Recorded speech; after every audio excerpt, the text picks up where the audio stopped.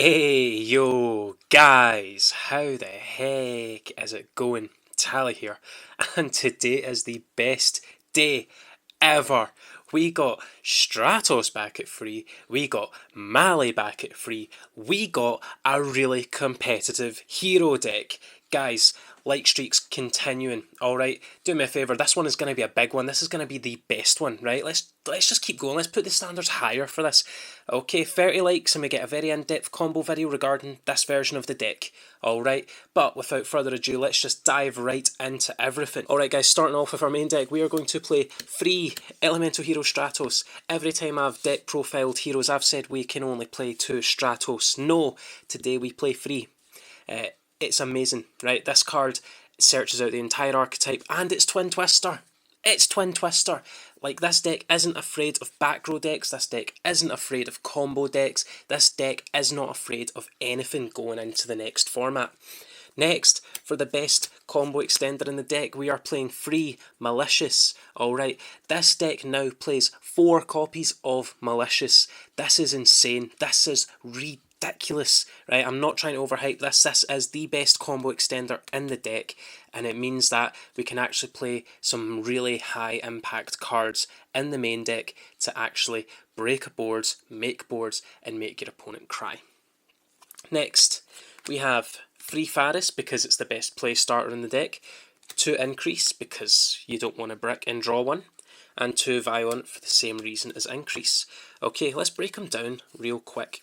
Just in case you do not know what heroes do, that's totally fine. Faris will let you discard a card, a hero card, to special summon itself. When it special summons itself, it puts Increase in the spell and trap zone. Increase contribute a hero monster to special summon itself from the spell and trap zone, and when it does so, it summons Vision Hero Vion from deck, which dumps one of our free Malicious. Alright, so deck's shaping up to be really consistent, really strong right now, because this card searches this card or this card. Like, we're building up big combos, guys. Next, the only 2 elemental heroes we're still playing realistically is two Shadow Mist, right? I've completely forgone Solid Soldier. I just don't think Solid Soldier's high impact enough. Like, Solid Soldier has not helped me OTK. When I seen Solid Soldier in my hand at regionals last weekend, I goes, well, doesn't really do anything, right? It was purely a name for Emergency Call, but that's fine, right? Because Emergency Call gets us Stratos, and Stratos is a way better normal summon because it gets us full combo.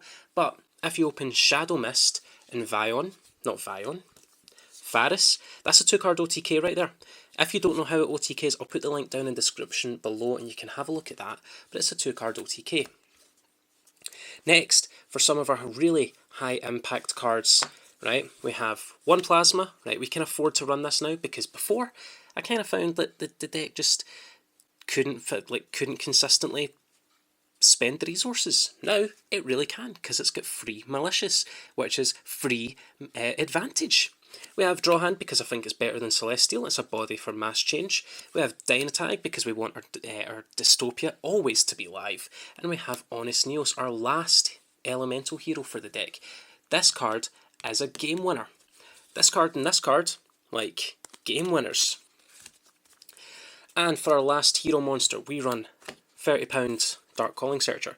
We run a Dusted Gold. Guys, it's not totally necessary that you run this card, but if you want to play the most competitive version of heroes, you run this card. It is a game winner, right? This and this, game winner. These, game winners. This, game winner. All of these cards, game winners, right? You want to be winning as many games as possible. Okay, moving on, we're on free monster hand traps. We have free Nibiru. Alright, combo decks are still going to run riot. Orchest is still a threat, guys. Don't let anyone tell you otherwise. Pure Orchest is a threat. Pure Orchest is nasty. Pure Orchest is dangerous. Pendulum is going to be a really powerful deck going forward. Thunder is still a threat. Like, they can still end on a board in under 4 summons, but bad Thunder players won't. They'll overextend and you'll wipe their boards. So free Nibiru is mandatory, and it's a light, and the token is a light for our Super Poly.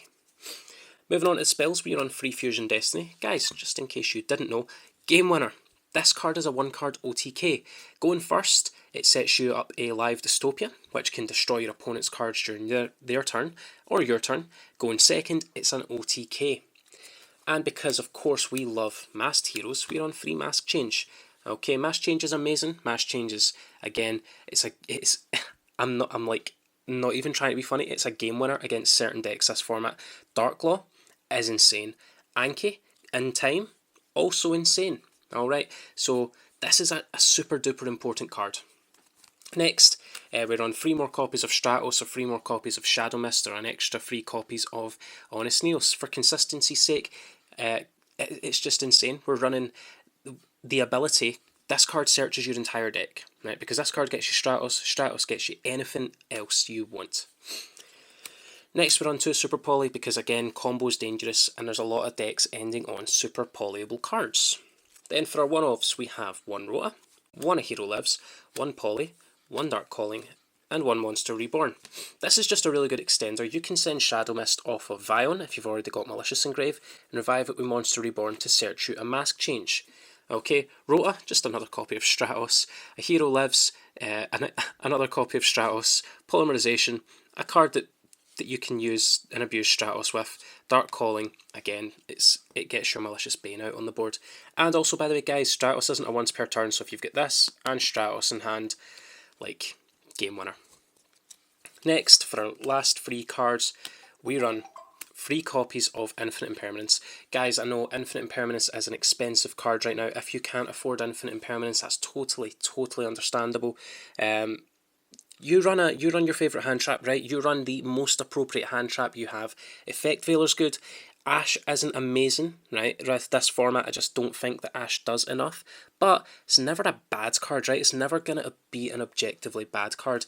It's just I think there are better cards, and Infinite Impermanence is an amazing card because when you want to OTK Thunder Dragons, it actually turns off their Colossus, right? Which is the biggest threat the Thunder Dragons have to this deck, because of course we want to search everything out.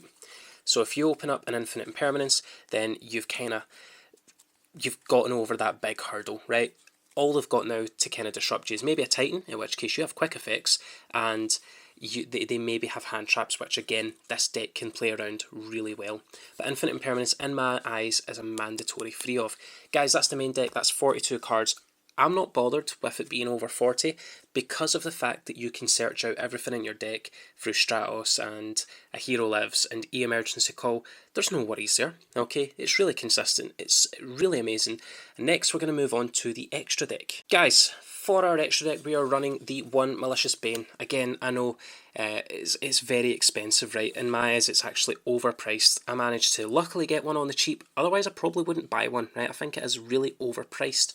But if you can get your hands on it, again, it does make the hero deck objectively better. It is so much better to open any way to search out Evil Hero Dusted Gold, because this is a board wipe. This is a really big beefy monster. It clears out lots of problematic monsters, and it's a free K body, right?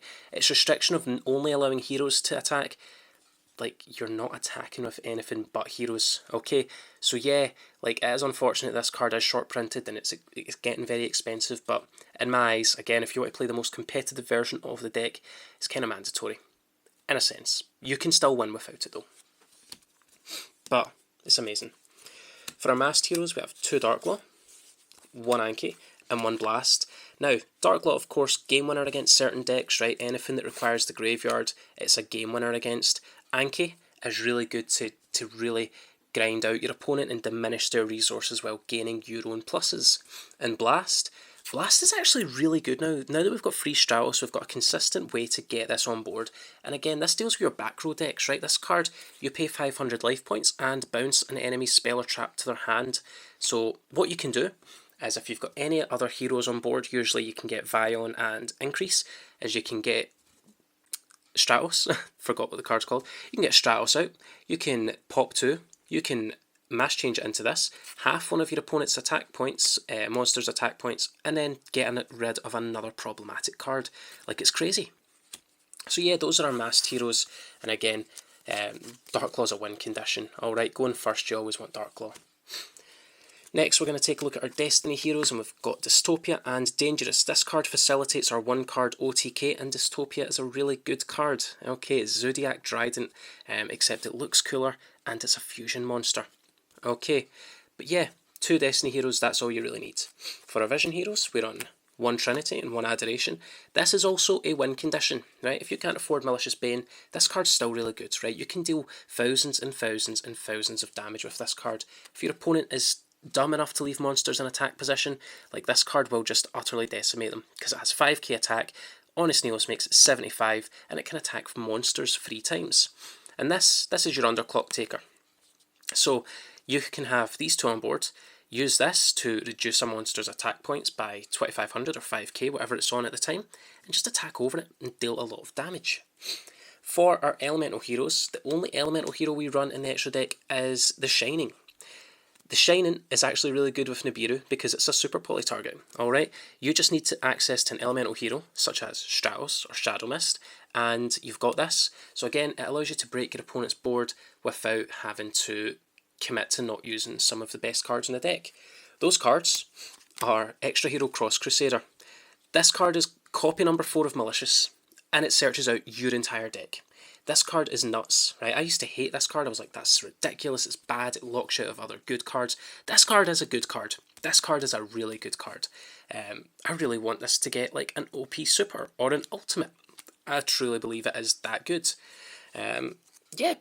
It searches out your entire deck, brings back Destiny heroes from the graveyard, which before you'd kind of sometimes be forced to choose between Malicious to get a search or Dystopia to get a pop. Now you don't need to ever worry about that. You can get them both. Dread Decimator makes our Dystopia live and it allows us to OTK. Again, a card I really, really underrated earlier on when it came out. It's not an amazing card, but in the context of heroes, it helps you end games, which it helps you OTK, and that's what you want from the deck. And lastly, for our Super Poly, Starving Venom Fusion Dragon, and Lambda is just a generic link 2 that you can go into. You don't need Lambda, it can be any link 2. Like, sometimes I think about Beat Cop just because, honestly, like, this doesn't take tokens, and that kind of sucks. Okay, Starving Venom Fusion Dragon, again, it's a super poly target, but it's a really good super poly target. Side deck, guys, I'm going to just be honest with you, side deck is up to you. I like to run things like the Solemns for going first. I like to run Twin Twister to go up against back row decks. I like to run extra hand traps that kind of go up against certain matchups like Ghost Ogre for Pendulum. Sometimes you can run the Sanctum package, right? A couple of Scythe, maybe a Lancia, but free Sanctum. And of course, I run Lancia because Thunder's a deck, and also Orchist is still a deck, right? I don't need to keep saying it. Orchist is still a threat. Okay, do not believe anyone that tells you otherwise. But guys, that's the deck profile. I am so happy to see Stratos at free and Malicious at free, right? It really does make the deck just power through hand traps and power through disruption. It allows you to get to this card, which OTKs and ends games and just ruins your opponent. Guys, Heroes is a competitive threat next format, okay? Still a kind of fringe rogue pick, but it's a very dangerous rogue pick. If your opponent cannot stop you early on, you will gain momentum. And my worry with the deck has always been, the deck doesn't always gain enough momentum. This deck gains enough momentum now. You can make insane OTKs with this, alright? So guys, 30 likes and we will in fact go through those OTK strategies. But as always, guys, if you liked it, give a like. If you loved it, give it a share and tell everyone you know about Team Tally. We are growing, we are growing, we are growing, and it's all thanks to you guys. If you want to join Team Tally yourself and help grow the channel, the subscribe button is down there. But as always, guys, you have been amazing. I've been Tally. I'll catch you all later. Bye.